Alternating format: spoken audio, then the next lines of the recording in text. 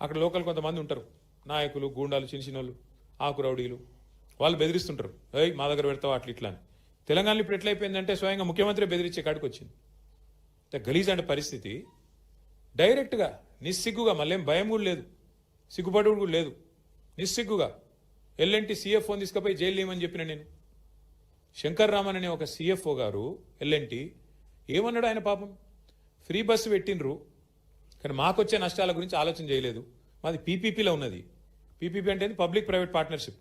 మేము పెట్టుబడి పెట్టినాం ఇలా, మరి హైదరాబాద్లో ఫ్రీ బస్ పెడితే మాకు కొంత నష్టం వస్తుంది కదా, మరి మామూలం కూడా చూసుకోవాలి కదా అన్నట్టు ఏదో అన్నాడు ఆయన.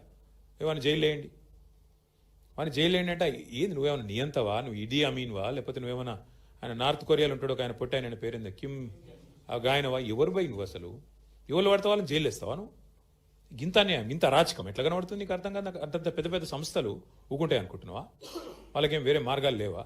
అంటే నీ ఇష్టం ఉన్నట్టు మాట్లాడతా, నీ అహంకారపూరితంగా ఎవరిని పడితే వాళ్ళని జైలు వేస్తా, ఇంత అన్యాయమా? ఇంకొక దారుణమైన మాట ఏంటంటే, నేను చేసిన పథకాన్ని తప్పు పడతావా గంతోళ్ళ మీరు అన్నట్టు జైలు వేస్తా అంటే మీ తప్పులు ఎత్తి చూపుతీగా జైలు వేసేస్తారా మీరు? ఇంత అరాచకమా? సమస్యను సామరస్యంగా ముఖ్యమంత్రి అంటే ఆయన పరిష్కరించాలి. వార్నింగ్లు ఇచ్చుడు, డాగేసుడు, కచ్చా డాగులేసుడు, ఉంటావా పోతావా అని ఇంకా బెదిరించుడు. ఇంకో